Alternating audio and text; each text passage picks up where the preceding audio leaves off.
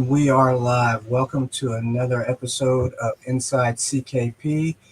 This is brought to you by Chris Kennedy Publishing. If you want to support this show and your favorite authors, go to their website, sign up for their newsletter, go to their Patreon, Chris Kennedy's Patreon site, and you can support us that way too. And today, I'm happy to have our good buddy, Mr. Kevin Ikenberry. So, Kevin, welcome. Thank you for coming on. Hey, thanks, man. Good to see you. Thanks for having me on. No, I appreciate it. So we do this every show at the top of the hour. We have you go over your socials where people can find you and your books and everything. So my website's kevinikenberry.com. Fairly well updated. Try to get a couple things out at least every month or so. My newsletter sign up is there as well at the top of the page. It's called Join the Reaction Squad. And that gets a twice monthly newsletter on about the 10th of the month, then closer to the end of the month, like the 28th, 29th. So that's fairly regular. Not a lot of spam, just a lot of news and all the kind of fun stuff that I do. Facebook, my author page is as facebook.com/author Kevin Ikenberry. And that's where all my normal social media stuff for my author account is. And then I also have an account over on Twitter, which is at the writer Ike. And that's where I'm doing a lot more with Twitter now than I've done in the last couple of years. It's been a little bit fun to get back into the platform a little bit more and share a little bit more there and be a little bit more participatory than I have been. I've kind of lurked for a while, so it's nice to kind of get in there and play around. I'm on Patreon as well. I have a Patreon account that, I'll be honest, needs a little work. I need to get my butt in gear as far as doing more stuff with the Patreon account. And try to push more things out. The problem that I've had with that is most of the things that I've been working on have been under contract, and so don't necessarily want to step over first publication rights. So as I start to work on some other projects upcoming that are going to be more in my realm of things, I will probably start using that more to push some things out and give readers some insights into how my process develops as I start with writing and then going through the editing process and whatnot. I'm on YouTube as well. I have a YouTube channel. Working a little bit more with that as far as some of the classes I've developed in the past few years. You'll see some of that being redone. I'll probably try to do some live events fairly soon and try to get that a little bit revitalized. The Mercenary Writing Academy that I've run for a couple of years has done pretty well with videos, so I'd like to be able to kind of take that to the next step and push it out to more folks. So if we search Kevin Ikenberry on YouTube, we can find you there? Yeah, there's several videos. You'll find one that I did at 20 books on emotional resonance, which was a fun class to teach, and then a couple of other videos that I've done. And from there, I'll be adding a whole lot more stuff as we go through the next probably 5-6 months. All right. And now that I know about that, I'm going to feature it on the Chris Kennedy Publishing YouTube page too. Cool. Thank you. Appreciate that. No problem. And then, of course, all this gobbledygook for the for your Amazon page. Yeah, that's all at Amazon. So cut that off at where it says /ref.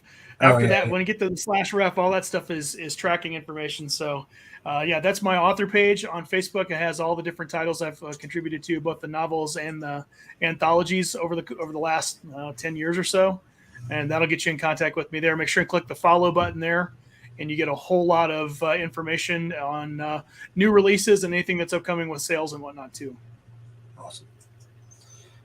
All right. Well, so let's get started. So let's talk about your last couple of releases for CKP. Let's see. We have these. Go ahead and start with Redacted. So Redacted Weapon is the third book of a trilogy that Kevin Steverson and I put together following a couple of young peacemakers. At this particular point, things have kind of boiled up to where they're going to need to take action, and they do so on a planet that's kind of a casino planet, if you will. So they have to basically go undercover a little bit and try to infiltrate this casino and try to figure out what's going on while there's a whole lot of other folks that are, basically doing all kinds of nasty and dirty things in the background. So it's a fun story. The characters that we developed there with the Peacemakers, Jyrol and Larth, are one thing. I mean, they are basically Mel Gibson and Danny Glover from the Lethal Weapon movies, with Jyrol, the big Besquith, being the Danny Glover character. And then, of course, we've got their sidekicks, Ricky and Keaton McCoy, who are push talls raised by a guy from North Georgia who's familiar to some readers named Pops McCoy. And they are a trip to write. Kevin and I have so much fun writing those characters. It's difficult sometimes to even think that what we're doing qualifies as work because we have so much fun with that. So, but Redacted Weapon ties up that trilogy, and it plays directly into and off of the last individual book I had, which was Harbinger. And so both of those are now setting up what we're going to be doing coming up in the future, which I'll talk about here in a little bit. And then on the other side of the screen is the Mercenary Guide to Story Structure. So I've taught story structure classes for pretty much the last 6 or 7 years. And there's a longer story to that we can get into a little bit later. But I kind of became a story structure nerd. And because I like to teach and I like to be able to communicate my ideas, I've taught those classes for years. And finally, Bill Webb and Chris Kennedy approached me and said, you need to just write a book about this. And I kind of, no, I've got too many other projects going. I kind of hemmed and hawed a little bit. Mm-hmm. And then I just finally sat down and said, okay, you're right. I will go ahead and I will write a story. I'll write this book about story structure and we'll go from there. So how does because I mean, you're a fiction writer, a science fiction writer. What is the big switch in your brain? What kind of headspace do you have to get into that's different for a nonfiction book? What I tried to do with the Mercenary Guide was I tried to write it very conversationally, like me teaching one of my classes, just trying to put a little bit of the fun into it, a little bit of the the references that I make. I talk about Star Wars a lot because Star Wars, the original movie from '77, follows the hero's journey just point by point. Mm-hmm. And so being able to kind of reference people off of that and riff on the fun movies and the things that you notice from studying this stuff and getting a little bit more in depth with how story structure works actually is a lot of fun to kind of get into. So for me, I wrote it conversationally, but there's parts of it that I actually dictated into an audio recorder and then transcribed later on just to kind of get the idea of if I were sitting down talking to you over a beer, how could I talk you through a complex discussion like story structure and make it make sense. So that's kind of what I've done. It's been very fun to see the reactions to the book. I've been regularly trading emails with this is no kidding, with my 7th and 8th grade English teacher. And she loves the book. She's wanted to write fiction for a long time. And she emailed me today and said, I'm just so into this now. So that's awesome. It's kind of fun to, now I'm the teacher and she's the student. So that's pretty cool. All right. Well, let's talk about your upcoming book, The Crossing. So yeah, this is a little bit of a departure for me. It's alternate history. It's coming from Baen Books and distributed by Simon & Schuster, coming up on August 2nd. And this is a book that I never planned to write. When I was starting out in writing, probably 2010, 2011, I had this list of ideas and things that I was kind of working through, and different things I thought were cool ideas. I got that idea from Stephen King's book on writing, where he actually talks about bringing in disparate ideas. So 2 completely different ideas and then tying them together into a story. And so I started just writing down idea comments and whatnot. And it's kind of a funny backstory with this. So apparently when I was 4 or 5 years old, I told my parents that I was there when George Washington threw a coin across the Delaware. And it's kind of been a running family joke for a long time, to the point that I have a bicentennial quarter on my desk for that reason. I actually wrote that down as one of my ideas. What if the coin that he reputedly threw across the Delaware was a bicentennial quarter? And I kind of filed that away and thought, okay, that's fun. Maybe I would do something with that after I become a mega successful author and can play with something like that, because I wanted to write science fiction, and more particularly military science fiction. And flash forward to 2014 at the Superstars Writing Seminar. And one of the things that you do at Superstars is you actually have a VIP dinner that you can pay an extra fee for, but you get a chance to sit at one of the tables by the headliners. And so I chose Eric Flint at that. And because I wanted to know more about how Eric approached writing, because he got started in writing late in life, kind of like I did. I didn't necessarily want to be a writer. It was not something that was in the cards until I had an idea one day. But I wanted to talk with him about that sort of stuff and really kind of get to know him and a little bit more of an approach to his work, because I'd read some of his work, 1632 and whatnot. and just kind of wanted to meet him.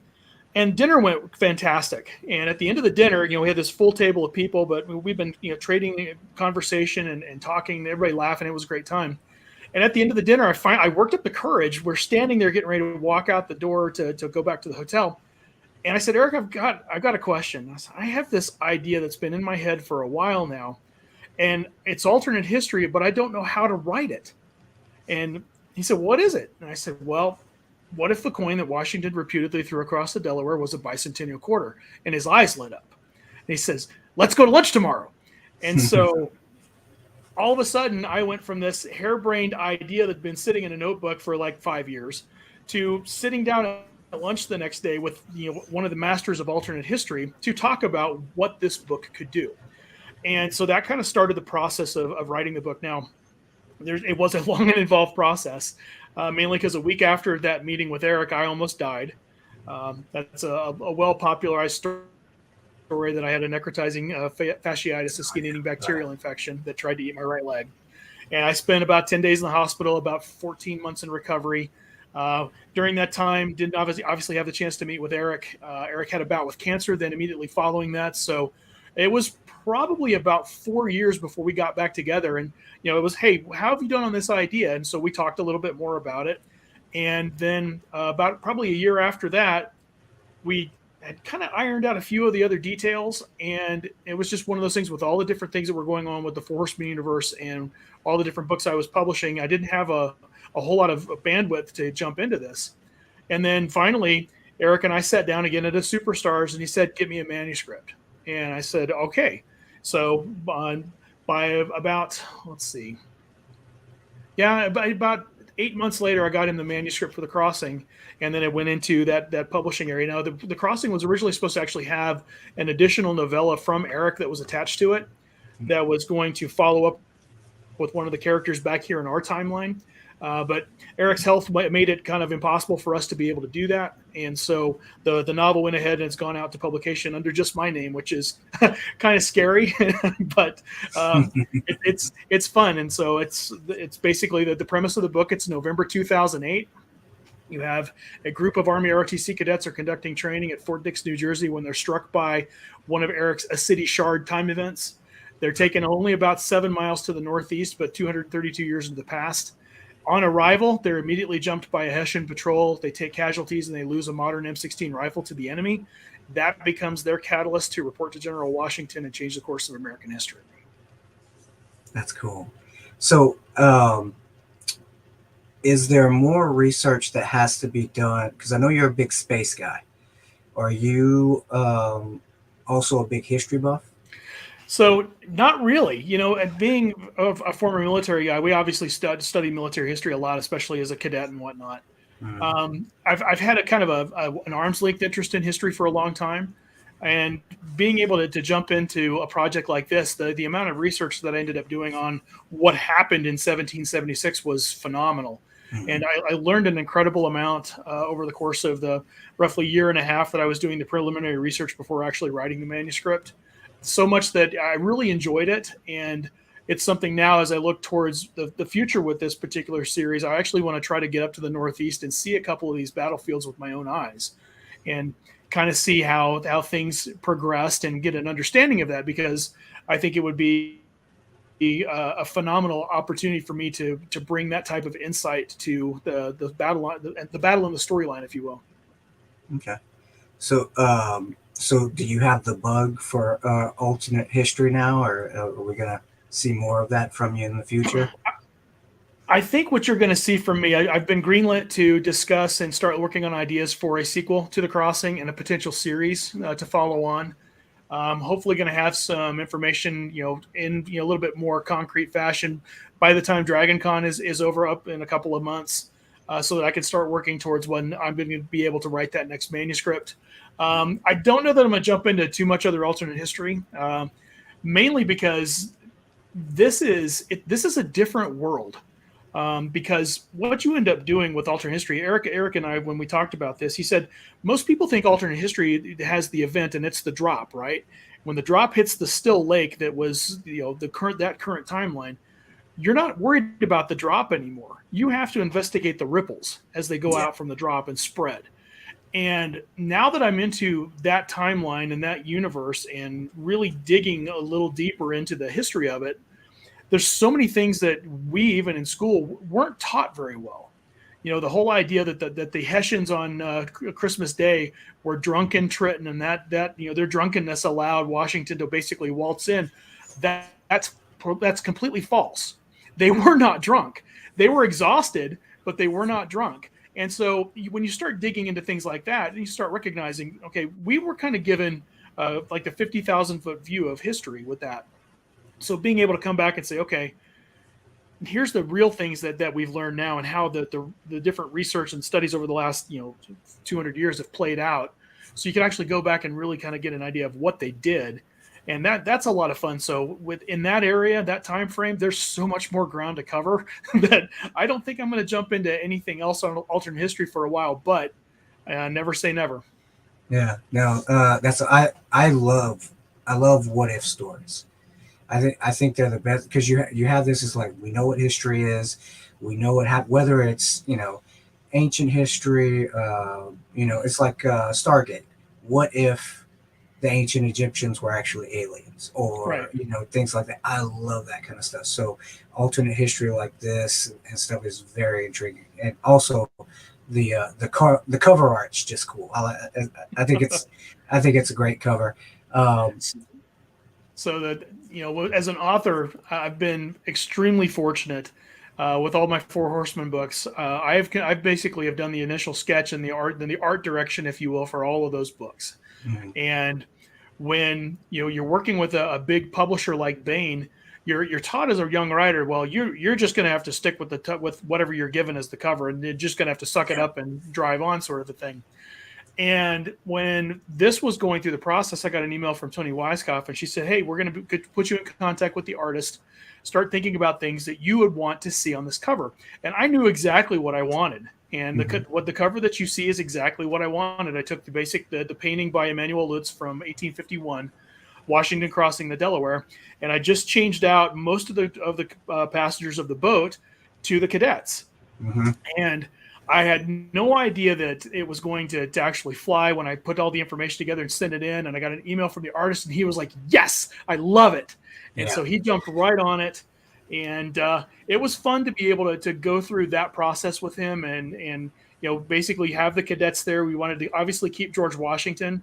We wanted to keep the flag bearer, because the trivia question, if you did not know who the flag bearer is on this, it's actually James Monroe, who was a young lieutenant and was actually wounded at the Battle of Trenton. And he actually plays a role in the crossing as well. So I wanted to leave him on there. And so it was fun just to be able to bring that to life in this respect. And Kieran Yonner just nailed it. He nailed this cover. It was so awesome. It's great. And because when I first saw it, I was like, wait, is this a history book? And then I looked at it again. I was like, oh, wait a minute. Those uniforms aren't right. Yeah. And so that was pretty cool. Oh, Marisa brings up a good point, that it's going to be a hardcover. Yeah. Very impressive, sir. That's one of those aspects that I'm still kind of wrapping my head around.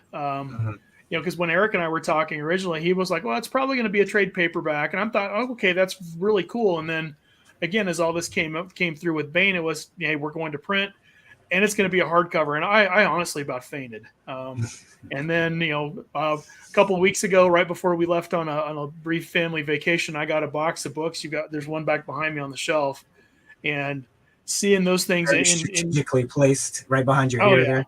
Yeah. You have to do these things. Yeah. But it was for me, it was really a strange experience, because you talk about as authors, you get a box of your first book, that's pretty cool, and then you get every box of books you get is a cool experience, and seeing your name in print, or seeing your name in print on a book that somebody out in the wild is reading is really phenomenal. And you say it never gets old, and it doesn't, but this one hit me really hard. I mean, I sat there basically bawling, because it's a beautiful book, and I can't wait for more folks to be able to read it, because I think people will really enjoy it. Yeah, well, because I was in the audience at LibertyCon when they passed around the jacket cover, and that was pretty cool to see it in person and everything. That was pretty cool. That was the first time I actually saw the jacket cover, and Oh, so really? where I'm sitting there, I think you guys were on the end of the row that I was sitting on, and Mm-hmm. and Bridget and Larry Correa are sitting right in front of us, and I saw it being passed down the road down from Bridget, right, basically in front of you guys, and I just blurted out, "Holy shit!" And Bridget turns and looks at me, and she's like, "What's wrong?" I'm like, "That's my cover flat, and I've never seen it before." And so she gets up and she walks down, she yanks it out of the guy's hands, and Mm-hmm. she puts it in front of me, and that was really pretty awesome to be able to see that and have you and Marisa and Chris Kennedy and his wife Sheila and Larry and Bridget and just our friends that were all around have that experience. That was really pretty cool. Yeah. Marisa brings up another good point. We're actually in New England, and so if there's anything in particular you need info on or pictures or whatever, let us know. Will For do. those I of you appreciate watching that. this, a ghost unfurled. Uh, but yeah, anything you need, you just let us know, and we'll get that going. Will do. I Um, appreciate that. let's see. So we talked about the cross. Is there any more about the crossing? Is any special promotions or anything like that going on with the book? I know it comes out in August 2nd. Sure. Um, It's available for pre-order now, and it's not just on Amazon. It's on pre-order at Barnes and Noble and all kinds of other. I think it's on Google Play and on iTunes and or iBooks and all that stuff. I mean, it's basically widespread and ready to rock and roll. I'm going to try to do some type of promotion as we get a little bit closer in. I haven't really figured out the details on that, but when I do, I'll post that up on all my social media. So it'll be awesome, fun. awesome. For people who are going to be watching this in the future, or that don't know who you are, don't know who CKP is, what have you been doing so far as some of your series and things like that for CKP? Sure. So for CKP, I was brought in with the first anthology for the Four Horseman Universe, so way back with Fistful of Credits, and with Fistful of Credits, that was an introduction that I had to the universe, and it was through Chuck Gannon, a great friend of mine, and Oz. Ironically enough, Oz, that's pretty much what I want to try to do for the contest. If I can float this by Bane and see how it works. So give me a little bit of time to get that written up and propose to them. And if they'll do it, then picture with you at a book in a bookstore. We'll hopefully do an entrance to the contest, and then maybe I can do a little bit more if you buy the book or whatever else. So stay tuned on that. But so I came into Fistful of Credits, and right after I turned in the story, Chris emailed me and said, "Can you write a book?" And so I wrote the first book, Peacemaker, and then from there, Chris asked me to not only write two more, but then to become one of the core authors. And so then at that point, I've written in the main Jessica Francis storyline. Now there's 10 books, and I never imagined that I was going to write 10 books over the course of the last 5 years, but that's kind of how it worked out. Through CKP and working with the other folks there, I had the opportunity. I've written in Salvage Title Universe. I have a story in one of the original anthologies. I think it was Salvage Conquest. It's on the shelf. Salvage Conquest. I'm in there with the story. I have a standing invite from Kevin Steverson to write in Salvage Title Universe if I ever get the opportunity to. So hopefully there'll be an opportunity for that sometime soon. I recently had the chance to write in the Fallen World universe. I had another standing invitation for that for a long time from Christopher Woods. And my friend Mark Stallings and I came together and wrote a story for that. And that was in Among the Embers, which just came out recently. So another anthology project.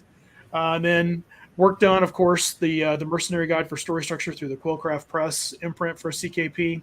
And then we've got a couple of things upcoming. Chris Kennedy and I are doing a project called the Guardian Covenant, which is basically kind of think Pacific Rim, big rock'em sock'em robots fighting aliens kind of a thing. And so we've got that starting. The first book will come out later this year, and then Chris will be doing. I've already written book 2. Chris will write book 3, and then Kevin Steverson will come in and write book 4. And then we're probably going to look at opening that up a little bit to other folks if they want to come in and play in the universe, because what's not to love about big robots fighting aliens? So, Yeah. not necessarily worried about the realism of that one. It's more of the fun kind of aspect, kind of like the first Pacific Rim movie. Just, hey, let's have some fun with this and see what happens. Yeah. And then we announced it at LibertyCon, and Chris and I have been working on it for a while. My debut novel from 2016 was called Sleeper Protocol, and then had a sequel to that called Vendetta Protocol that came out about 18 months later. And I won't get into the story, but from a business perspective, there were some things that did not work out as far as getting to a third book with the original publisher. Mm-hmm. And so I secured the rights back to those books. And once I had the rights back in place, I had a whole lot of notes. So I actually wrote down and put together the book for the third book, which is Eminence Protocol. So the entire Protocol War will be redone and re-released later this summer through CKP. So lots of projects through Chris Kennedy Publishing. So that's a lot. And you said your debut was in 2016, and you have a full-time grown-up job. So what is your how do you get it all done? What's your structure, and how do you get this much out? Because you're pretty prolific as far as a lot of writers. I think it comes down to a couple things. When I first started trying to write, was right after my oldest was born, and so mom and baby would go to bed, and it would be about 8:30, 9 o'clock at night, and this is right about the time where the opportunity had kind of bit me to start writing. And I had been told in college that I was a good writer. I'd been told in high school I was a good writer, but I'd done nothing with those. I pursued a minor in English for my undergraduate degree because I was thinking about going to law school, so I thought that would help me write good legal briefs and stuff. And I didn't do anything until it's 2007. I'm back on active duty, and I just had an idea for a story. And so while I had that idea for a story, I started trying to put that down on paper and started to try to figure out, what is this writing thing and could I do it? And so I started writing at night. And so I even sitting upstairs on the couch at night after the kids go to bed, I will sit down and write. And I'll get, as many words as I can. My goal is 2,000 words a day. And it's just like anything. I think that the persistence and the discipline pay off, because there are days that I can sit down and I can do 2,000 words in less than an hour. It's just when, things are happening and you're able to get into it. Stephen King calls it falling through the hole in the paper in misery. And he's right, because if I can do that and kind of wrap myself in there, I can write 2,000 words pretty quickly. There's also nights where 2,000 words don't come so fast. And, there's been a few nights where I've had to, be like, all right, that's 1,100. I'm tired from work. I'm spent from the day or from whatever else. I'm going to go ahead and stop there. But the idea is that you do it every day, and you put your butt in the seat every day. And that persistence and discipline is huge. And, I think that plus you got to want it. And I want to be a full-time writer now. I've had success with this. If you'd asked me this question 6 years ago, after the first book came out, I would have just been like, no, it's all flowers and roses and puppies and everything is great because I have a book published with my name on it. Now that I've had the opportunity to get more into this, and I've had more projects pop up and I'm doing more things, it's like, okay, I want to be able to do this at a level where I can not only, continue to be prolific, but I can actually come close to replacing the income that I make from my day job, or even replace it based off of what I'm doing from writing. And I'd like to think I can get there in the next couple of years. It's just one of those things, and it drives me because I want to be able to tell the stories, and I really want to be able to finish things. And being able to get to the end of the Jessica Francis storyline is huge for me, and getting to the end of the other projects is going to be a big thing. So I want to make sure that those are done, because it's an opportunity for me to kind of leave my mark a little bit, and I want to make sure that mark is as bright and shiny as I can make it. That's awesome. Now, another thing I noticed, especially within CKP, there's a lot of collaboration as far as writers teaming up and writing. Is there one that you enjoy more, or are they just different? And yeah, I think every collaboration is a little bit different. Like I said before, with writing with Kevin Steverson, when we're writing in the Redacted books, those just fly. I mean, where each of us he basically, Kevin writes overnight. And so he will write, then I'll read the next day, fix anything that he needed to have fixed or anything that I think he needs to fix. And then I'll write. And it would get into a competitive process where, okay, well, he wrote 3,000 words. Well, I'm going to write 3,001, right? Mm-hmm. And with that kind of friendly competition, if you will, but then the absolute trust in each other, you know, it's always been funny for me when people come up to us and they'll make a joke about, or they'll talk about one of the humorous parts of the book, and they always look at Kevin and go, I really love how you write this. And I love it when Kevin goes, he wrote that, because we have so much trust in each other that we're able to go and just kind of find that flow and work through those different scenes. And it's an easy process. Writing with Chris Kennedy is very similar, because, you know, Chris and I, when we came up with the idea with this Guardian Covenant piece, we knew what we wanted to do. And Chris turns around and sends me the first little bit, and he goes, hey, I wrote tanks. And I thought, all right. So I went through, and he did a pretty good job, and I corrected what needed to be corrected technically or whatever else. And then a little bit later on, I wrote airplanes. And it was the same thing where, you know, I'm going to write this scene out in my head and send it to Chris, be like, all right, hey, your turn. Take me through this and figure out what needs to happen. So the learning experience there. And then again, there's that friendly competition piece where you're not wanting to let your co-author down. You're wanting to be part of that process and be able to you know, keep your level at the same level that they're producing if you can. When I wrote with Mark Stallings, Mark is an up and coming writer. And I think my original intent was, you know, all right, hey, buddy, if you will do, you know, the lion's share of work on this, I'll help you with the editing and whatever else. And that ended up not being the case at all.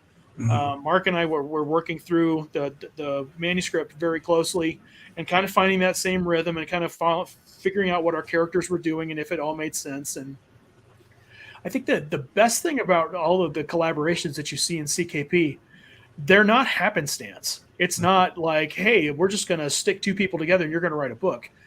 Everything that we do, especially like the Four Horseman Universe, everything that you're seeing as a reader, we've all talked about. We've all talked it over. We've briefed it with each other. We've kind of thrown out questions or suggestions to each other. There's nothing that goes through the process that is a surprise to any of the core authors. We all understand what's going on, even if it's very high level. Like, you know, at some point I want Jessica to rescue her father. You don't need to know all the ins and outs of that. It's just there's going to be certain things. And then after, you know, she rescues him, here's the things that I'm going to want to have happen. And then everybody else says, oh, we can tie in here or we can tie in here. And it just kind of spreads like wildfire. And if you ever get a chance to be a fly on a wall when a group of us authors, especially the 6 core authors, but if it's a larger group of authors, it's just rapid fire, ideas back and forth. Everybody's in the mix. There's no bad ideas, and things just happen. It's really cool. It really is. Yeah. Well, I can attest to the friendly competition aspect of it. Just watching, because for those who don't know in the future, who don't know, Marisa Wolf is my wife, and she's currently working with Chris, and man, that's competition. It's like, oh, you did what? And let me one up you, and I could see it in her eyes. It was fun for her, you know. It was, but it also encouraged her to write, and that, I think, for a lot of writers, it's like, it's not a real job. You don't have to clock in. You know, there's no set time. You set the time. And for a new writer, I guess it's a great way for, say, a more experienced writer to help groom a newer writer, or just for two people who have different expertise to come together and create something pretty cool, you know. So I think that's cool. I think you said it really well. It's a job that you don't have to clock in for. And I think, you know, everybody needs a break every once in a while. And sometimes after you take a break, you know, I just came back from vacation, and it's a little hard to kind of get into the mode of, I'm going to continue to write. Yeah. Excuse me, because I've been off for a week, and you start seeing, you know, posts that everybody makes. Oh, I wrote 3,000 words today, or I wrote this. And it can be disheartening when you're first starting back. And you have to recognize, it comes back to that persistence and the self-discipline piece. It's just like anything else. It's like riding a bike. You know, I haven't ridden a bike in probably a year, but I know that I can go out to the garage and climb on a bike and I'll be fine because I've done it before. And so it's just a matter of sitting back down, getting to the keyboard, and then that little competition piece, you'll be surprised how motivating that is. And it's not necessarily that I have to beat you, but it's, again, I want to meet that same level. I want to produce. If you produce 2,000 words today, I'm going to produce 2,000 words today, come hell or high water, because I know for a fact you had a really, really crappy day. I may have had a crappy day too, but you still got 2,000 words. I'm going to get those 2,000 words too. And it's very encouraging. Yeah, it is. It pulls everybody along. We like to say with CKP, a rising tide lifts all boats. And that's not just in books and book sales. That's just in how we work together. Yeah. And it's everybody celebrates each other's successes. We're there when things aren't going well. And everybody's basically a text or a phone call away, which is really pretty cool. Yeah, no, it's awesome. And we say it almost every episode, but it's really like being in a family, but a family that you picked, not necessarily when you got saddled with at birth. Yeah, that's very true. So you kind of touched on this a little bit, but how did you know that you wanted to become a writer, and how did you start? Let's expound a little bit on that. Sure. So, like I said, in high school and college, I was told by teachers that I was a good writer, and it was not something that I've ever thought about writing fiction. During my freshman year of college, we actually had a class. It was one of those big auditorium classes, like with 300 students in it, right? And it was Intro to Computer Science. So this, we're talking. This is 1988, and one of the big assignments that we had to do was go to the computer lab. This, for those of you that are listening that don't know what a computer lab is, it's a room full of computers back in the day, because we didn't have our phones or our laptops or anything like this. And it was go to the computer lab, pull up the word processing program, and write 3 pages of a story. Okay, and this is a computer class, whatever. And so I remember going to the computer lab, sitting down. I wrote this 3-page thing. Okay, cool. Printed it out, took it to class, turned it in. The next class period or 2 class periods later, the instructor's passing it back to everybody. He says, these were pretty good, but there's 2 people in this room I'm going to see on the New York Times bestseller list one day. And I was one of those names. And that story didn't really come back to me until I was starting to write, and I'd had the idea. So in 2008, I was a battalion executive officer teaching ROTC. And so once you have an idea of how the week progresses, you have a pretty good idea of what the schedule is. And so I had things down pretty well to a science. And it's an idle Tuesday afternoon. I was working on something at my desk, and I had this character start talking to me. And because I have notebooks, I pulled out a notebook and I started writing down these little bits of this little story, or a little bit of the dialogue, or what the concept was. And ended up, I wrote about 2 pages of notes. And on the middle of that second page, I was like, this is a book.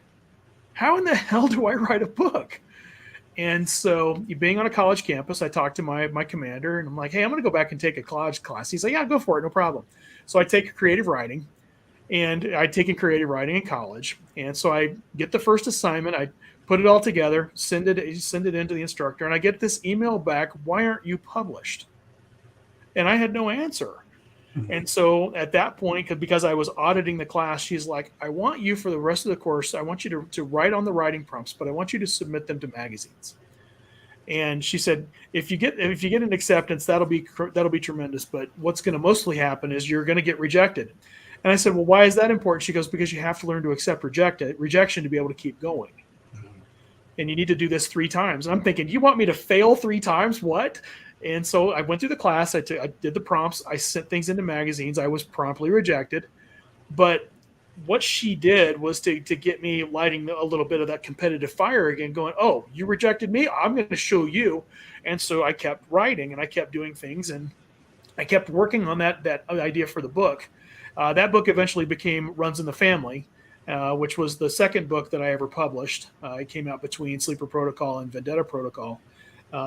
And it needed a lot of work when it got to that point. And that's the difference between those 2 books, between Runs in the Family and Sleeper Protocol, and how I wrote those is where I learned story structure. And so that kind of changed how I approached everything in that respect. So I was not one of those people that knew at the age of 6 or 7 that they wanted to tell stories. That wasn't me. It just was kind of the confluence of what I had studied in school with being a creative person, and I've had a lifelong love of comic books and movies, and I've been a reader of science fiction since I was a kid, and it just kind of all crystallized into that one event, and everything's kind of been growing from there. I don't think I can stop now. Yeah. Well, and I don't think anybody wants you to stop either. How did you? I think you touched on it a little bit, but how did you meet Chris and become a part of the family and all that stuff? So right after Sleeper Protocol came out, I was invited to go to Worldcon, the World Science Fiction Convention in Kansas City, Missouri that year. And I was invited by my friend Kevin Anderson, who lives here in the Colorado area, and to be part of his. At that point, it was called like a little traveling bookstore. So I was invited to come along and sell books. And I actually had considered not doing that at all. But then another friend of mine, Lou Burgers, asked me, would you like to meet Joe Haldeman? And Joe Haldeman wrote The Forever War, which is one of my favorite science fiction books. And so I was like, yeah, I'll come. So I go to Worldcon and I get to the booth with Kevin and the different folks there. And I find myself situated right next to Chuck Gannon, and Mercedes Lackey and Larry Dixon. And I'm thinking, who am I? I have one book on the table. These folks have an entire table to themselves. Chuck at that point I think was 3 or 4 books into, I think 3 books into the Kane Riordan series, and I remember being super intimidated until Chuck showed up and we started talking. And now Chuck and he's one of my best friends. I consider him like a brother. I've had the opportunity to mentor a couple of his kids with military service things, which has been fun. But when Chris and Mark were deciding that they wanted to do Fistful of Credits and then widen out the Four Horseman Universe to other authors, they approached Chuck to write the foreword for the anthology. And in that conversation, Chuck mentioned to them my name, and Chris sent me the information for the anthology, sight unseen, just on Chuck's recommendation. And so I wrote the story, Stand on It, and that was kind of the way everything got started. That's awesome. What's your favorite thing about writing? What keeps you doing it? What makes you enthusiastic about it? I think there's a couple of things. One, it's the opportunity to tell the story that is in my head, and to try to pull other people into the thing that's connecting me to the story or to the characters. If I can do that, if I can bring somebody along to the point where, if I'm writing and I think something's funny and I'm like, oh, that's great. I want them to have that same reaction. Or if I get to the point where I'm emotional about an event, I want the audience to have that feeling too. And that really pulls me along because I love being able to it sounds funny to say, I like being able to play with the reader's emotions, because I want to make them care about this character, because we're conjuring these fictional characters out of the ether, right? And we try to make them as real as possible, and those emotions and their goals and their successes and their failures. If we're able to kind of go into that and pull the audience into where they're rooting for a character, or something happens to a character that they're shocked or they're stunned by it, but they recognize, hey, that's kind of life, and the different consequences of what we do. I think that's really, really, for me, one of the things that I enjoy doing. The other piece is, there's so many things. I have 2 kids, and life sometimes at home is chaos. Mm-hmm. And when I'm working on a story, I can control the chaos a little bit. I can give the characters a little bit of leeway to go and do the things that I want them to do, and they can kind of they develop over time and develop personalities. And it makes you sound like you're crazy when you're a writer and you say that, but when I write a character, a familiar character, they have different ways of doing things. Mm-hmm. And so being able to kind of control that chaos and that universe, and then be able to really, again, bring those characters to life in a very different way, those are the 2 things that really, really pull me in and encourage me to write. The thing that I've struggled with for the last several years, and I guess really just recently kind of accepted, but it's become more of a driving factor, our fans. Now we have a legion of fans. They know who we are. They tell us different things about our characters. They tell us what drives them, or that they really appreciated how I wrote this.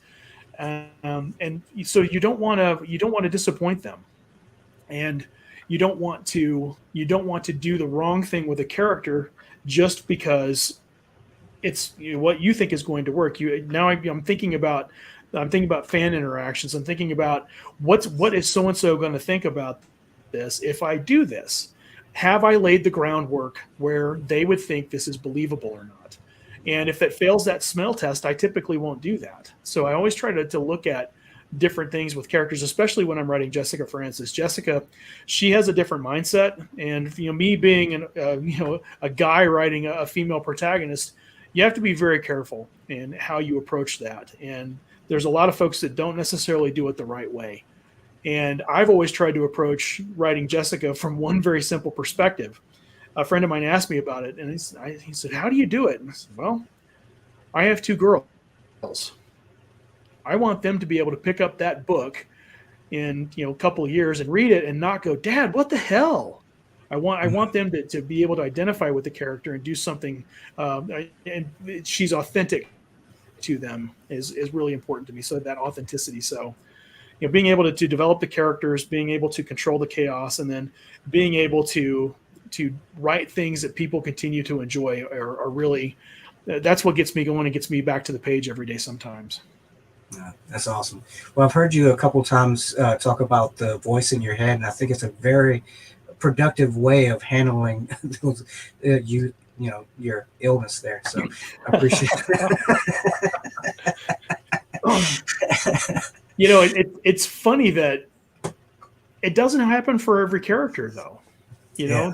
There's certain characters when you write a character, you can kind of get in their headspace a little bit. If I'm writing Gyrol and Larth, there's a different kind of feel to them. If I'm writing she's a very different character. So she's, when I'm writing a scene and I'm writing essentially what she's thinking or saying, there's sometimes where I'm sitting back from the keyboard a minute thinking, what would she really do in this situation?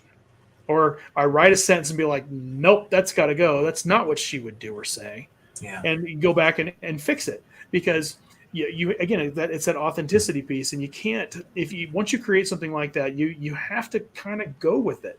And so it makes you sound crazy that you're following the voice in your head, but that character after a while is not just the fictional character created out of the ether. They're a part of you and how you approach that book. So, well, and they're a part of the reader's life and everything. They fall in love with characters and things like that.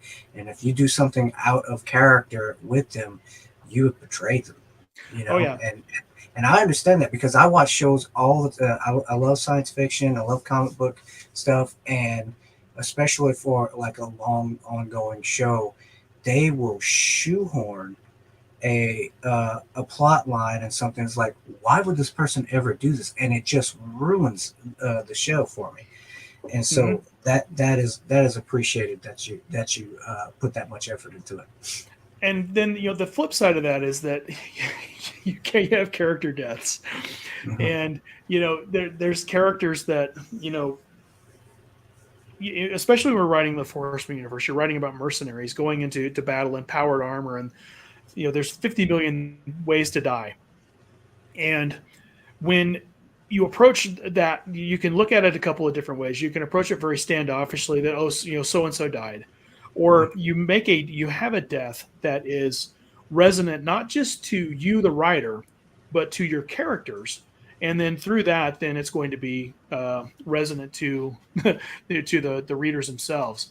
And there's times when I've approached a character death, and you look at it and think, okay, am I really going to do this? And then you go through it and you're like, okay, I'm gonna stay committed to what I'm doing. There's only been one case where I've ever changed, and that was with the ending of Fields of Fire. And I won't spoil the characters or whatever else, but I had this character who was a Vatanho, and her species is reviled, right? And she's training a young human, and she's his partner as a peacemaker. And I'd written up this entire outline for the book that I was going to kill off the human. And I'm literally sitting, I'm on the couch. It's about 10 o'clock at night. I'm writing the scene before I'm gonna make this happen. And I stopped, and fingers hovering over the keyboard, and I recognized I'm missing something. If I flip this, it's going to be a lot more resonant for the human, and it's going to be resonant for the other characters, and it might even provide a little bit of redemption for her species. And so I did. I stayed up really late that night. I went on into the next chapter because I had that momentum, and I'm sitting there writing that chapter, and I'm bawling. I mean, I'm trying to be quiet, and I'm sniffling, and tears running down my face. And I'm writing this scene. And I get to the end. I save it, and I go to bed, and I'm laying in bed thinking, I don't know. I bet that's probably the worst thing I've ever written in my life. I think I need to scrap it, but I'm gonna sleep on it. I'll get up tomorrow, and I'd planned that morning. It was a weekend. I was gonna go to Starbucks in the morning for some coffee and just to sit and write. So I go to Starbucks the next morning, and I'm sitting at the high top table where the baristas are, right? Mm-hmm. And I'm sitting there. I pull it up. I've got my coffee and my breakfast, whatever sandwich, and I'm going to edit this scene. And I'm sitting there reading it, and I'm bawling in public. in public. And the baristas are looking over at me like, "Are you okay?" I'm like, "I'm a writer. I'm fine." And so I decided I was going to stick with it, and so I sent it out to my early readers, and the reactions were pretty powerful. And then when the book came out, my dad's, let's see, he was 81 at this point. So my dad gets the book, reads the book, because he's a huge Four Horseman fan. Mm-hmm. So he reads the book and he texts me the character's name, and that's it, with a question mark. I'm like, oh, he got to that point. Oh. So I wrote back, yeah, it was really difficult. I had to do it. There's no response. So finally, after about an hour, I call him and I'm like, hey, what's going on? He goes, I'm not speaking to you. And he hung up on me. And it was 4 days later before he decided that he was ready to talk this over, because it had hurt so bad. So that's the only time where I've ever changed it. But the approach to your characters like that, when something good happens to them or something bad happens to them, you want it to be authentic so that the reader feels it as much as you do. Yeah. So is that a goal now, to upset your dad to the point that he won't talk to you for a few days? Yeah, I've done it twice. I did it with Fields of Fire, and I did it with Desperado, one of the books I wrote with Murphy's Lawless. So okay. All right. So we're gonna switch gears a little bit, and so we've been talking about writing. So what is your current favorite book that you like and you would recommend to people? So the last book I finished was actually the audiobook of Uplink Squadron by Jeff Chaney and our own Chris Kennedy, and I loved it. Of course, I'm not trying to plug Chris too much with being CKP, but I was in the 90s. I was a huge fan of the flying books. Flight of the Intruder, Flight of the Old Dog, The Intruders, Force of Eagles, all those kind of techno thrillers that revolved around aviation. And because I always wanted to be a pilot, and so I loved those books. And over the last probably 15, 20 years in science fiction, anything that has that kind of, this is a flying squadron or whatever else, didn't really have the feel of one of those books. And excuse me, I think Chris and Jeff just killed it. It was great. It's just a phenomenal book. I'm looking forward to the next one that's coming out here very soon. Most of the time when I'm writing, I actually read a lot of nonfiction. And so I've gone through both on the business side of things.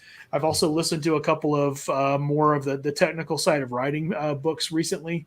I just finished on the nonfiction side, while I was writing Redacted Weapon, was a story by Robert McKee. And story it's a big, thick book, and it's mainly built for screenwriters.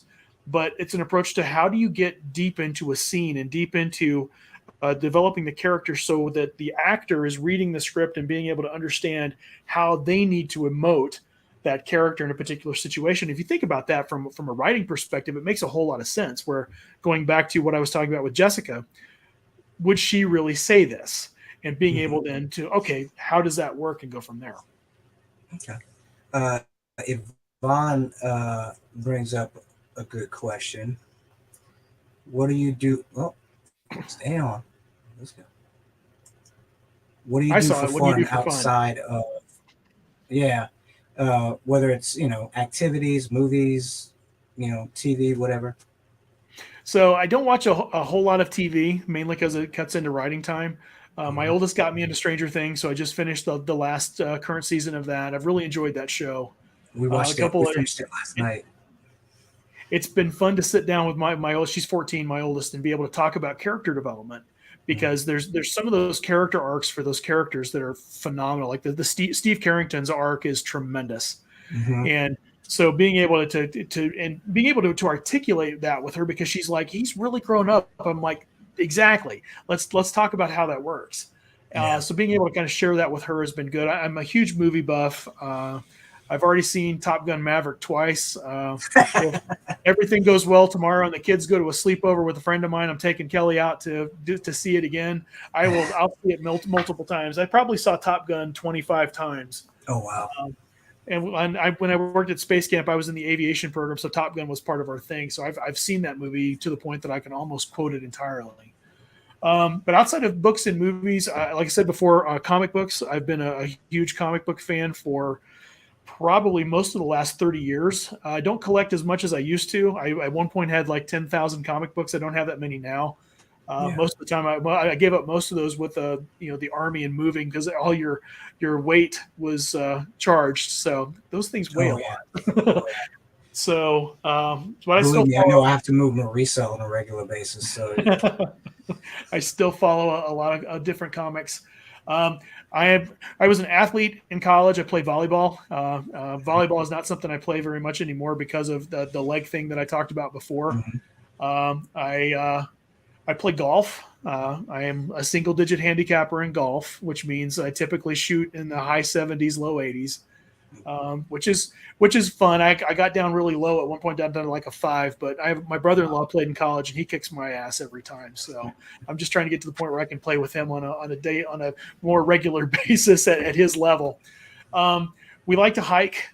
We've done a couple of vacations this year, which have been fun to actually be able to structure these out around school and get past all the COVID restrictions for the last couple of years. So we went to the beaches in North Carolina right before Fantasy, and we just went down to Florida for a week and got a chance to see a couple of launches down there, which was really cool. And just spend some time on the beach and enjoy. I think I've got one kid that's a beach kid, one kid that's a mountain kid. So later this summer, we're going to run up to Wyoming for a long weekend and see some stuff up there. So it'll be fun. Cool. So going back to comic books, did you specialize, or did you just collect everything? I collected the stories that I liked, and the ones where I liked either the art or I liked the storyline. So it was kind of a wide spread. What's been fun is that over the course of doing shows like Phoenix Comic Con and Denver Comic Con, when they were still called Comic Cons, they're both something different now because of San Diego taking Comic Con. But being able to go to those events and being able to sit down and meet creators. And so, like, for example, when Sleeper Protocol came out, I was at the Denver Comic Con in 2016. And I'm, as an author or a guest, you get into the areas early in the morning to set up, right? So you've got a booth, you set up early. And so I'm in there setting up. And then once I'm done with my section, I kind of walking around. And I ran into a comic book artist. And he was a guy that when I was showing my oldest comic books, she had gravitated towards one that he had done, and it was her favorite. She kept it for a long time and got it to the point where it was dog-eared and ratty and whatnot.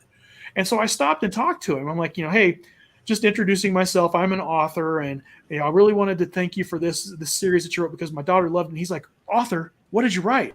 And so now I'm talking with him about my book, and he's, oh, that's really fantastic. And it's so cool to be able to talk to authors because you guys have a different process, but it's kind of the same thing that we do. And so we had this conversation off and on for like 2 days. And as I was going through what I wanted the character of Jessica Francis to look like, I thought, who better than to reach out? So I had his contact information. His name's Matt Haley. Matt's worked with Marvel and DC, and so I sent Matt a message and said, when you're approaching developing visually a character, how do you do that? Because I've got this character I've written, but I want to do things with her in a visual medium. How do I do that? And he's like, call me. And so now I'm on the phone and talking this through. And then so now Matt has done, and you may have seen some of the art that he's done for with Jessica Francis, which has been really cool. But being able to actually walk through all of that was phenomenal. So having those type of interactions has been just fantastic, and it wouldn't have happened if I hadn't started writing. So, yeah. No, I love watching people create things that are good. I mean, really, really good at something, and watch them do what they do. I could watch that all day long. You know. Yeah. So we're getting close to the end here. You already kind of talked about what's coming up for you, but let's remind people what's coming up for you as far as projects and stuff. So obviously the Crossing comes out on August 2nd. As far as writing projects, I'm working right now at LibertyCon. We announced that we're doing this. So Jason Cordova had written Sunshine in a couple of different books. Daughter of the Pride. And what was the first book? Sons of the Lion, I think. And being able to, and I probably just completely butchered those two because I'm just sitting here live and can't think about it. But so Jason had written those two books, and Sunshine is a fan favorite character, and he was working with a lot of different ways to move her storyline forward. So we sat down at FactoryCon last year and talked through different ideas of how it could work. And you got to a point where he was where he needed to be, and I was where I needed to be. And then I started to realize that the book I was wanting to write to wrap up Jessica's storyline, at least this iteration, was going to be about a book and a half. And it worked out where Jason was kind of having the same thought with what he was doing. So then we sat down over the course of a weekend with a couple of Zoom calls, and how can we do this and work these two together? And so that's what we did. And so basically Jason and I now are co-authoring two books that will tell the story of Sunshine and tie it into the story of Jessica and wrap up both of those storylines and really basically tear apart the Peacemaker Guild and set it up for being rebuilt. And so the first book is On a Cloudy Day, which will follow primarily Sunshine, but then tie in with Jessica. And then the second book is currently titled The Misfits, which follows Jessica and her friends with Tara Mason and whatnot, and how they're going to go after the Crusaders and make them pay for some of the crap that they've done. And that will basically end off those two storylines and then set us up for where we want to go in the future. Oh, wow. That sounds awesome. It's going to be fun. It really is. So where can people see you, appearances, things like that? So appearances right now, I have Dragon Con coming up Labor Day weekend. I'll be there in Atlanta, Georgia. After that, Factory Con, which is Chris Kennedy Publishing's home convention in CoinJock, North Carolina. Looking forward to that. I'm still trying to work my schedule if I'm going to be able to do deep sea fishing or not. We'll have to kind of see how things go with the day job. Mm-hmm. Hopefully you and I won't have any more adventures there. I'm gonna let you tell that story in a minute here. Okay. And then after that, I've been asked to be a presenter at the 20 Books Conference in Vegas in November. Mm-hmm. And then that will pretty much wrap up my 2022 appearances for right now. And then looking at the 23 calendar, first event there will be Superstars again in February. And then after that, right now, everything is pretty much written in Jello. So hopefully I'll have a little bit more info on what I'll be doing in 2023 and go from there. Okay, since you're the guest, I'm gonna let you tell the FactoryCon story. So go ahead. So FactoryCon, if you're not familiar with it, what we do is we basically now take over a KOA campground on the Currituck Sound in North Carolina. And so there's all kinds of cabins and then RVs and whatnot to rent. And it's just basically kind of like a big block party. We have the deep sea fishing event that typically is the night before everything really kicks off. Then that kind of culminates in a fish fry. Last year we caught like 200 pounds of mackerel, so it was a really good fish fry. Mm-hmm. And then it's mainly just hanging out. And so during the day there's some events that take place, but then there's a whole lot of just talking and moving around place to place. And we're authors, so we do a whole lot of collaborating. But then we also have a book signing, and then there's a day where we have basically some field events where it's like a cornhole tournament and some other things. And then there's typically a fire one night, and then it's just, like I said, it's more like a block party. Mm-hmm. And so last year, I don't remember what night it was. Yeah. There was a group of us that were walking around and making our way to the different RVs and cabins. And so Jeremy and I were leaving the cabin that Rob Howell from New Mythology Press shared with Jamie Ibsen and Mark Stallings. And we were going to walk down to Quincy Allen and Todd Fonestock's trailer and just see them because they were hanging out at their fire pit, whatever else. And so we're walking out. It's pitch black dark. There's very few lights out there. And we're probably, I don't know, 10, 15 feet off the deck when we hear down off to the right, help. And it sounds like little kids. Mm-hmm. And I don't think either one, Jeremy or either one, were like, what? And then it came again. Yeah, and it came again. It was much more urgent, but it was also, there was strain to it. And so I think you and I had the exact same thought of something's going down. So we sprint down there, and we end up, it's dark. We're right on the edge of the lake, or right on the edge of the sound. There's it's a railroad tie wall that drops down about 3 feet or so to the water. And then the water in Kerchak Sound's only about 7 feet deep. But we get there, and there's two women leaning over the wall, and they're trying to grab a dog that's fallen off. And I think they said the dog can't swim or something along those lines. And so they're trying to get him, and they can't. They can't get him. So Jeremy moves one of the women out of the way. The other one, she was the farthest down. The only thing I could do was grab her feet because she started to go headlong into the sound. And so I grab her feet and basically tackle those on the ground. Jeremy gets down and reaches down and is able to pull the dog out of the sound. And I don't think either one of us stopped shaking from adrenaline for about 20 minutes. Oh yeah, I was cooked after that, man. It was crazy. So we get the dog up, and they move off, and they're thankful and whatnot. We finally get down to the fire pit, and Quincy's like, "What's wrong with you guys?" Mm-hmm. So we had to tell the story, but it was a pretty eventful evening. So hopefully we don't repeat that this time. Yeah. We're gonna walk around with flashlights and stuff, and yeah, because when I started running, I could not see a thing, and I overshot them. Oh yeah, it was pitch black. Oh yeah, but yeah, that was interesting. All right, well, thanks for telling that story. So we're gonna wrap it up here. I want to say thanks to Chris Kennedy Publishing for sponsoring the show. I want to talk about some of the featured podcasts and YouTube channels that we have. Now we're going to have Kevin's featured on there. Now that I know about it, go check that out. We have the Dudes in Hyperspace.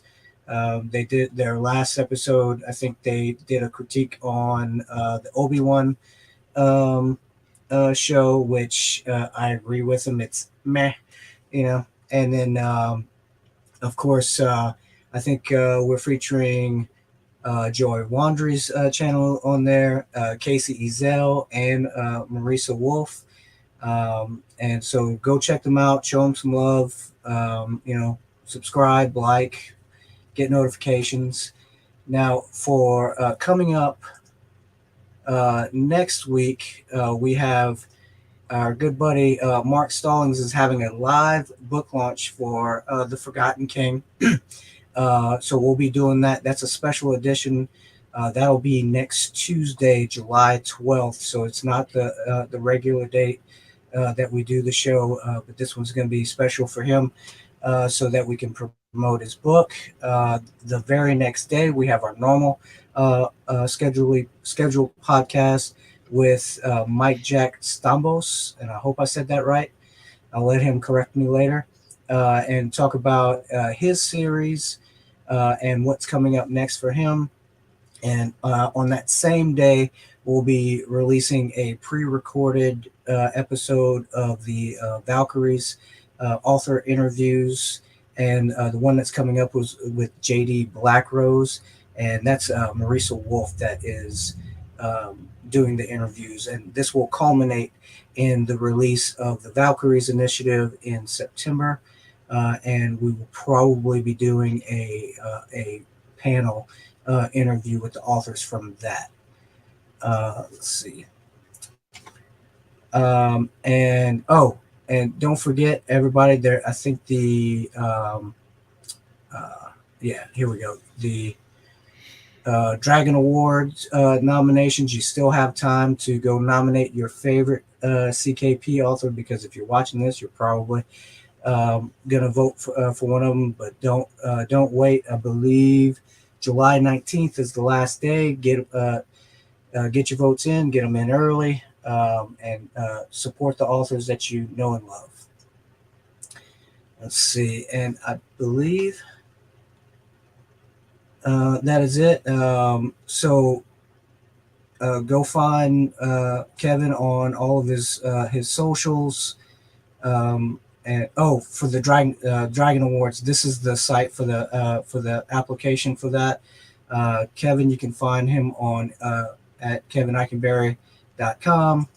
You can find him on Facebook, Amazon, Twitter, and Patreon. Don't forget that Patreon.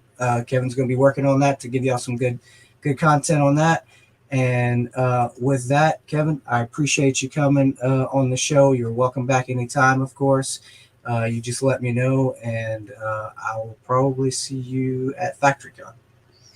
Looks like it. That's going to be awesome. Thanks for having me. I did forget one appearance. I've got a book signing that I scheduled here in Colorado Springs for August 9th at the brand new Tattered Cover location downtown. So if you're in the Colorado area and would like to come down and see us, it'd be great to see you there. I'm looking forward to getting into the Tattered Cover space. It looks really pretty awesome for a brand new bookstore in downtown. So 9th of August, 6 o'clock in the evening. All right. Well, Kevin, I appreciate you, man. This was great. You're a great storyteller, and like I said, we'll be glad to have you back anytime you want. All right. Good night. Thanks, man. I appreciate it.